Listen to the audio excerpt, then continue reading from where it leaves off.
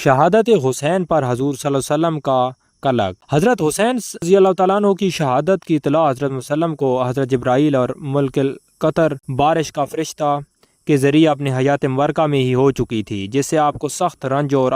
اضطراب ہوا تھا، اور بعد وفات بھی حضرت حسین رضی اللہ تعالیٰ عنہ کی شہادت پر آپ کے رنج و قلق اور سخت پریشانی اور اضطراب کا ذکر حدیث میں وارد ہے۔ حضرت امام الفضل بنت الحارث رضی اللہ تعالیٰ عنہ سے روایت ہے کہ انہوں نے حضرت وسلم کی خدمت میں حاضر ہو کر عرض کیا کہ یا رسول اللہ، میں نے آج رات ایک برا خواب دیکھا ہے، اور آپ نے فرمایا کہ عرض کیا کہ بہت ہی سخت ہے اور بیان سے باہر ہے، اور آپ نے پھر فرما دیا کیا دیکھا ہے؟ کہ عرض کیا کہ میں نے دیکھا ہے کہ گویا آپ کے جسم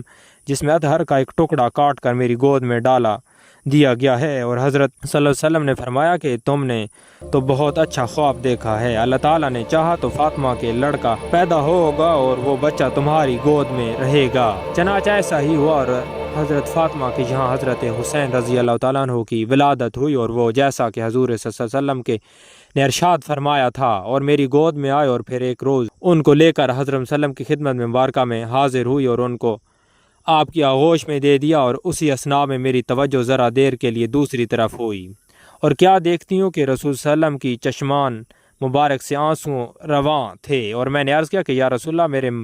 ماں باپ آپ پر جانثار، آپ کو کیا ہو گیا ہے؟ فرمایا کہ جبرائیل علیہ السلام میرے پاس آئے تھے، اور انہوں نے مجھے بتایا کہ میری امت میرے اس بیٹے کو عنقریب قتل کر دے گی،